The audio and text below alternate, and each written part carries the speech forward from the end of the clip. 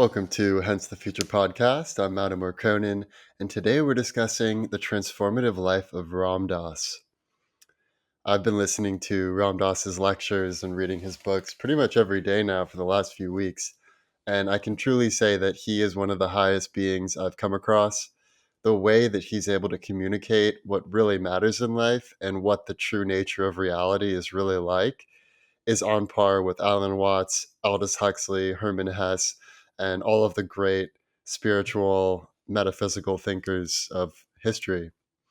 So today I'm going to tell the story of the life of Ram Dass, how he transformed from Dr. Richard Alpert, a Harvard professor who was at the top of the somebody game, to Ram Dass, a literal nobody whose name means simply servant of God, and how Ram Dass was able to learn how to be in the world, but not of the world.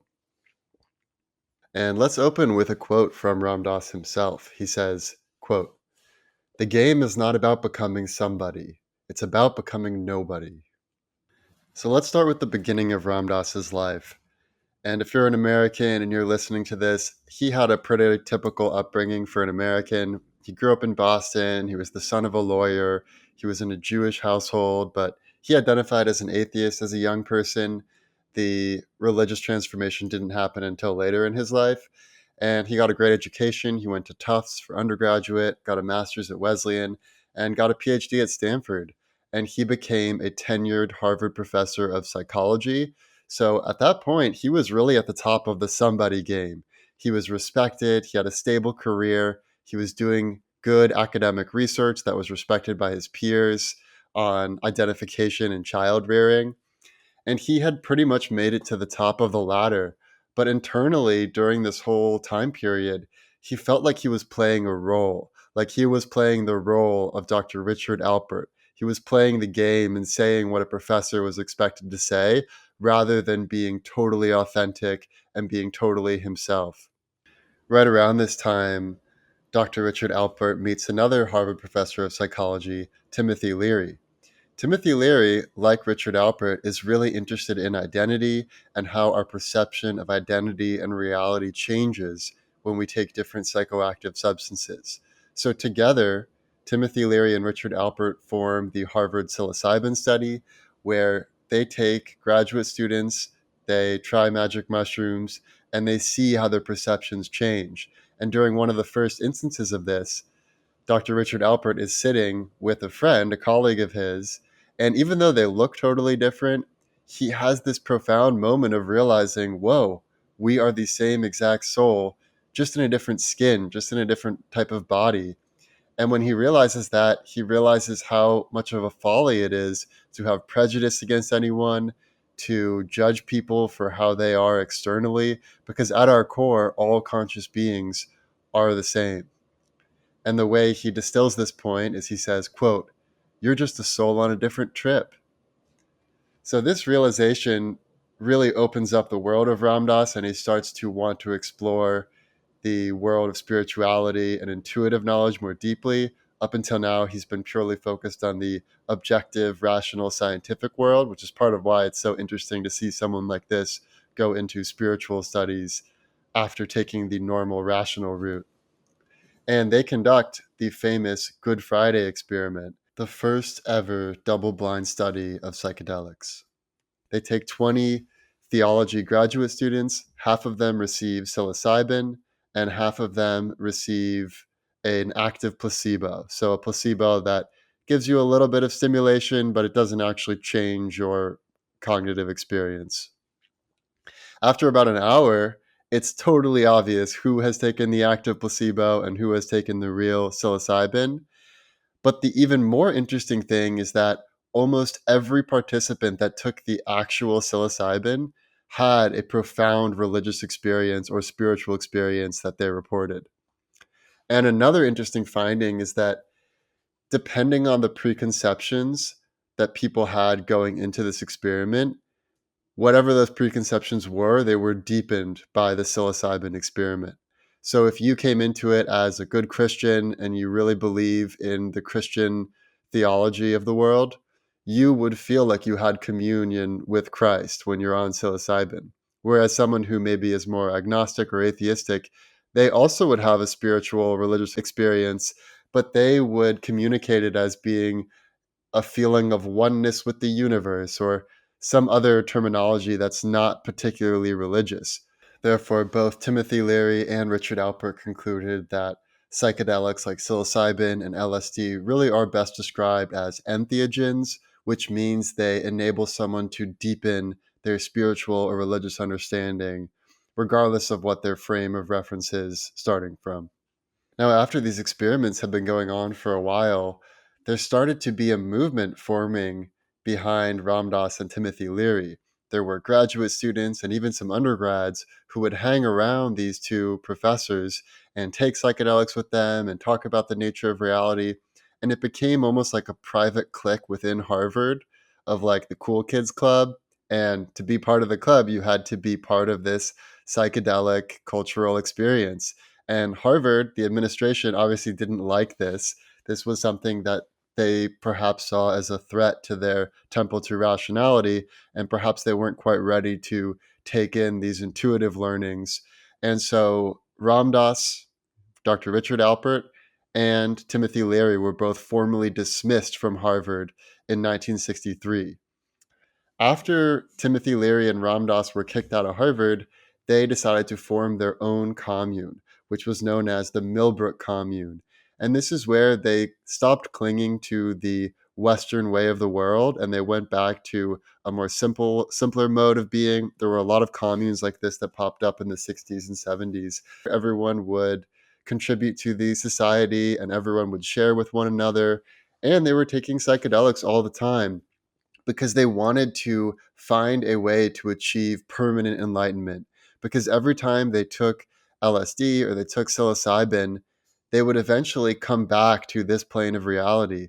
And they wanted to find a way to have that enlightened feeling persist over time and not come down. And later on, Ram Dass realized that psychedelics are a great way to sit down and have tea with Jesus, but you can never become Jesus just through psychedelics. For that, you need to seriously give up all clingings, all desires, and all identity. You have to truly become nobody. Now, this seeking led Richard Alpert to leave the Millbrook Commune to travel to India. And while in India, he met his guru, Neem Karoli Baba, whom he called Maharaji. Maharaji was a wandering sadhu for most of his youth. That is, an Indian holy man who wanders around and lives off of the generosity of others with no possessions. And it was Maharaji who gave Dr. Alpert his new name, Ram Dass. And interestingly enough, Steve Jobs went to India in 1974 to visit this very same Maharaji, Neem Karoli Baba, but unfortunately he had just died the previous September, so Steve Jobs never got to meet him. And it's right at this time when Ram Dass takes on his new name, relinquishes his identity, that he writes his most famous book that he's ever written, Be Here Now. It's been called a seminal work. It has had tremendous influence. And not only did it inspire Steve Jobs, which probably contributed to the Apple iPhone or MacBook that you're listening to this podcast on right now, it also inspired George Harrison writing the song Be Here Now, George Harrison of the Beatles. The main teaching of Be Here Now is that all that exists is the present moment, and the path to liberation, to happiness, to freedom from suffering, to spiritual enlightenment is to live in the present moment. It's similar to Eckhart Tolle's book, The Power of Now. And it's also similar to what we know in quantum mechanics, where quantum entanglement exists between particles regardless of how much time and space separates them. So, in a very real sense, we already know we are all connected throughout time and space, even if we perceive it as happening in one particular sequence. I would say at this point, Ram Dass has transformed from disciple to guru. He started to become someone who helped others along their journey rather than just someone focused on his own journey. Ram Dass generated tremendous amounts of wealth throughout his life from all of the books that he wrote, all of the lectures that he had given, and he gave all of his money to different foundations. He did not keep anything for himself. He also relinquished his father's inheritance. He had wealthy parents and he knew he would come into a significant inheritance. And he ended up relinquishing that inheritance solely so that he would not have any additional clingings to worldly possessions. It's right around this time that he started the Human Kindness Foundation, where Ram Dass helped prisoners lead a more spiritual life and find redemption and freedom even while behind bars. He also started the Seva Foundation, which helped the blind in India. He also started the Living Dying Project, which is the first facility that people would come to die consciously. The traditional Western approach is that people are plugged up to machines in a hospital until their last breath. And there's almost this denial of the reality that we are going to have to die. So Ram Dass took a different approach. He would let people know if they asked, yes, you are dying. Yes, you are going to move on to the next stage. And he would be there with them, help them die consciously, help them come to some resolution with all of the experiences that they had had in their life up until that point. And he also started the Love, Serve, Remember Foundation, which is dedicated to furthering the teachings that he had gathered from his guru, Maharaji, and his own learnings that he'd gathered throughout his life so that he can continue this message far beyond his own existence. And this is the reason why I listen to Ram Dass's podcast Here and Now every day, pretty much, because this Love, Serve, Remember Foundation is still around. It's putting out new episodes every week. So it feels like Ram Dass is still here among us, even though he's been dead for some years now. In the later years of Ram Dass, he started to re-explore his initial identity. So whereas he had totally foregone his identity as Dr. Richard Alpert and become Ram Dass, he started to re-explore his Jewish heritage, and he started to re-identify as a combination of Richard Alpert and Ram Dass. And he even called himself a Hindu. He's both Hindu and Jewish and Christian and all the religions because they all are getting at the same essential truth. It's a similar distinction to the distinction between a bodhisattva and a pratyeka Buddha. A bodhisattva is someone who has achieved enlightenment and they are still around in the world. They might be working any job, high or low, and they're there to help others along on their path. Whereas a pratyeka Buddha is a practicing Buddha who's in a cave on his own. He's not necessarily helping others. He really is just living in this enlightened state of existence himself. And it is seen as more optimal to be a bodhisattva helping others than to be a pratyeka Buddha who's only really helping yourself. So at this point, Ram Dass had incorporated all of his past identities into one all encompassing identity, or the flip side of that is no identity at all. Now, at this point, Ram Dass was in his 60s and he had a stroke one day and he totally lost the ability to talk for a while. He was in a wheelchair for a while and he had to relearn how to speak.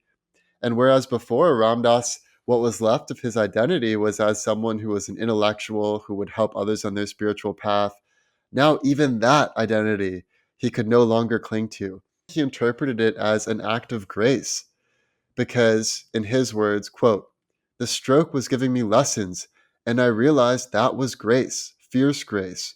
Death is the biggest change we'll face, so we need to practice change." And after his stroke, Ram Dass finished his final book that he ever wrote called Still Here. And in this book, he talks about how all of the suffering that we experience in life is due to our clinging. If we cling to any sort of identity, so if you cling to the identity of being a mother, well, then once your kids are grown, you no longer have that identity. Or if you cling to the identity of being a healthy, fit person and you're always doing healthy, fit things, well, then if you get a disease, you lose that identity. Even for Ram Dass, if you cling to an intellectual and someone who can help others along their way, well, then once you have a stroke, even that identity goes away. So Ram Dass concludes, just like the Buddha did thousands of years ago, that the way to overcome suffering is to get rid of your desires, get rid of your clingings. And Ram Dass, fortunately, was able to do this towards the end of his life. And you can understand that from the way he talks about death. Some of my favorite ways he describes death is it's perfectly safe. He also says death it's like taking off a tight shoe.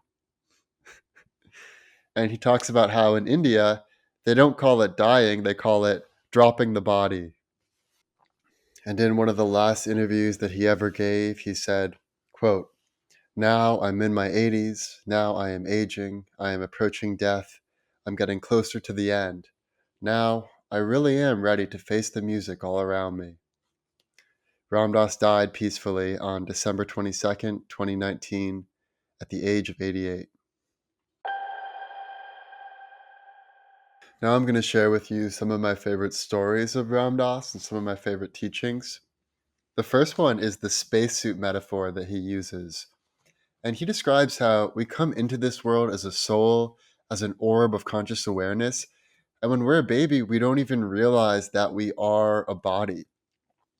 And my sister just had a baby, and I'm now an uncle. And when I see this baby, I can see it in his eyes that he has no self-conception. He is purely amazed at the world. And it's only by cultural conditioning that we learn to be a somebody. We learn to be attached to our spacesuit. And that's the way Ram Dass visualizes it, is it's like we are all these cosmic beings in a different spacesuit. But we become so attached to our particular spacesuit that we start to identify as the spacesuit rather than with who we truly are. Another concept I love of Ram Dass's is the concept of mind nets. And every person has a mind net. For Steve Jobs, they called it his reality distortion field, and great CEOs have great and powerful mind nets. And a mind net is really your whole view of reality mapped onto your surrounding area. Another story I love that Ram Dass tells is the story of the monk and the general. So a general has just conquered this new land, and there's a monastery in this new land, and all the monks had fled when they saw the general and his army approaching, except one. One monk stayed standing peacefully in the middle of the garden. And so the general hears about this, and he goes up with his army, and he walks right up to the monk, and he says, "Do you know who I am? I could run my sword through your stomach without blinking an eye." And the monk says to him, "And do you know who I am? I could have your sword run through my stomach without blinking an eye." And I love this because it flips the dynamics of power on its head, where if you are not attached to the world of forms, to the world of your body or physical pain or suffering, then you really are totally liberated, and there's no way anyone can harm you. And it reminds me of a quote from Gandhi where he says, "Fearlessness is the first prerequisite to a spiritual life." And so I hope you found this episode interesting and inspirational. And I'll see you next time. The past, the present, and the future. Our computer is picking up a strange signal. The past, the present, and the future, baby. What's the world coming to? The past, the present, and the future. The past, the present, and the future, baby. The past, the present, and the future. Will attempt to stimulate the consciousness. The past, the present, and the future, baby. Behind the strange signal is an alien The intelligence. past, the present, and the future. The past, the present, and the future, baby. It's possible